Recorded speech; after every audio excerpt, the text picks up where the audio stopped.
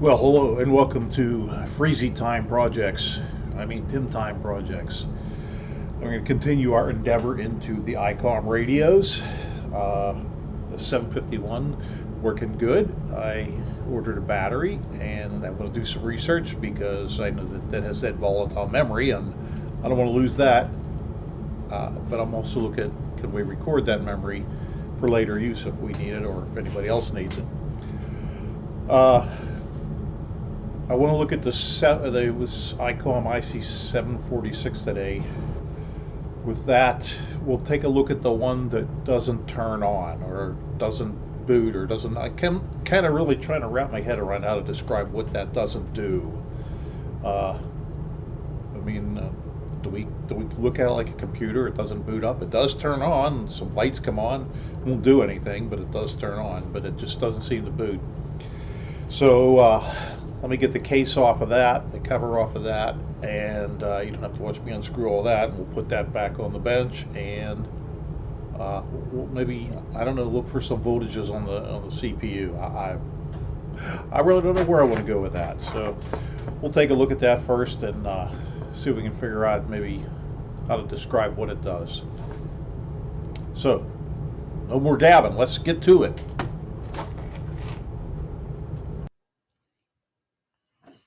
Alrighty, here I go, minding my own business. I'm gonna look for the power at the CPU and make sure VCC and everything's present.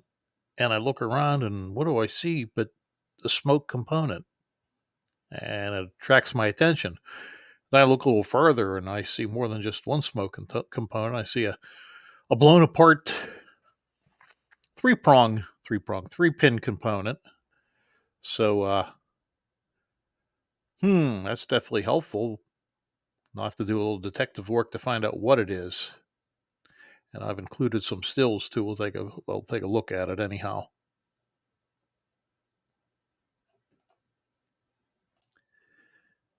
I don't see any trace damage. So let me clean the board up a little bit and see how we can do this.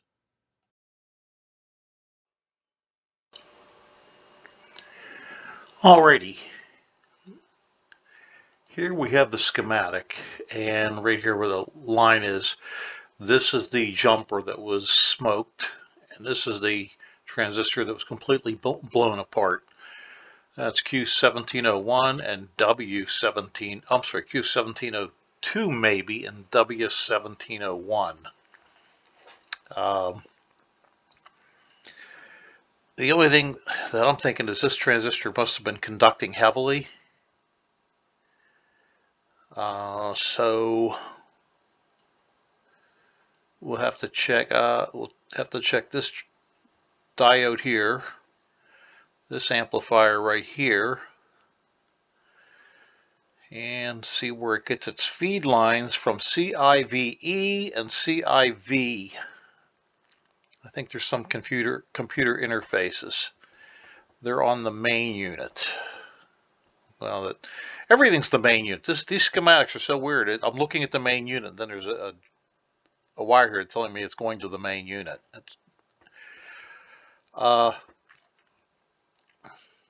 So let's find out how did we find out that's what they were, because there's very little silk screening on that board. Alright, and here we have a clip from the layout of the of the actual board. Let me zoom into this. As you can see, the more you zoom in, the worse it gets as far as being able to read what anything is. So just above or below, depending on what you're looking at, here's the CPU 1704. Here's the line of components right next to this this IC, and then right above it, right up here, is the this guy right here. That's the transistor that's blown apart, and this would be the jumper, and this would be the capacitor. The two resistors are still totally readable, so we know what they are. So how did I find out what the others were? Let me just get rid of my lines. I'll zoom in a little bit more. So I was able to read this number directly off the IC, and I looked it up in the service manual, and I found out that it was in fact, where's my schematic? Oh, I'll have to go back to the schematic. But I found out it was in fact the IC on the schematic, and I followed that because I saw pin 7 right here.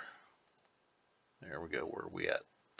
Pin 7 right here comes across, goes up, and goes to this resistor, then the capacitor. So that helped me track these two down. This one going to ground. Let me get rid of my wire here, my line there. So I had to figure out what this was. Yeah, it came up, it comes up and goes to the blown up transistor. So now I'm kind of in the right area. And I started following these lines, and the one line from the blown up transistor goes to this, which I could see was a diode on the board. And it goes right here.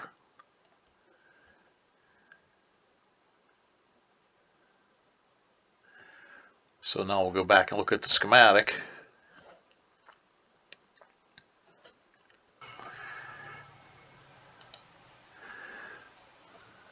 All right, well, let's see, where is it? All right, here's that 7W04 transistor right here.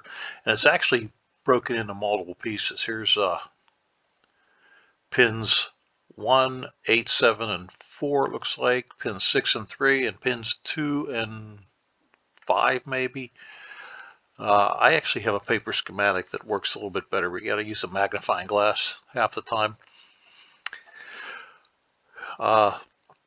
Anyhow, so that's it. So remember I said pin 7 went over to those two components, and here it is right here. And one's the 100K ohm resistor, which we could plainly see. Here's the 4.7 nanofarad, or I can't even hardly make out what that says, but it's the same value. That's the one that I'm going to replace. It's right next to the burned wire. And speaking of wires, here's wire 1701, and if you follow another one of the pins off of that, you'll see it goes through a resistor and goes right up to where that burnt transistor is. And here's that diode that I spoke about. I said there's a little diode. So that confirms that this is, and even though here it looks like it says 1701, I'm pretty sure it's 1702 because up here is this guy here is 1701. And this looks like it says 2SC4081, and that's what, according to the parts list, that's the correct number. All right, so that's how I derived what parts. It took a little bit of detective work to do that, since the board doesn't really call too many parts out. And fortunately, it was close enough to the CPU and to this IC right here, this set of amplifiers right here, that I was able to follow it pretty easily. So we'll order this transistor, a 0 ohm resistor or wire, whatever they want to call it. And we'll get this capacitor right here, because because it was sitting right next to it, I'm sure it's fine. But what the heck, while we're in there, I'm not going to replace resistors. They were fully readable. I want to check, see if we see anything from that diode.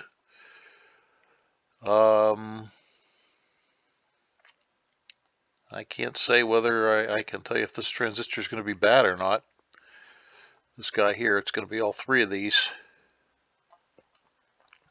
I mean, it's not showing any physical difference or any physical explosion type thing, like the other stuff was. The resistor here is fine, so we'll have to check where this comes from, but I would think if any type of electricity or anything came through, it would have probably melted the traces, which, other than the smoke dot wire, we'll just keep our fingers crossed. That's what I'm going to say. That's all I'm going to say. Yeah, it's January 10th here, so Happy New Year to everybody. Uh, we're going to get our parts for this and get this thing all dialed in and see what happens. I don't know how much faith I'm going to have in it that that's going to be the problem or the only problem. I know that's definitely a problem. I don't know if that's going to be the only problem, though. If that kind of energy was in or around this thing, it could have wiped out just about anything, CPU or who knows what. Um, but we have other options because we have another radio that doesn't work as well. So maybe we can swap things around if needed. But we'll give it a shot and see because that's an easy thing. All right, well, thanks for watching, and as soon as I get the parts, we can get back to that. I've repositioned my camera a little bit so that when I work on this stuff, you have a better look at it instead of looking at it from the opposite side I am looking at it from. All right, stay tuned. We'll be back.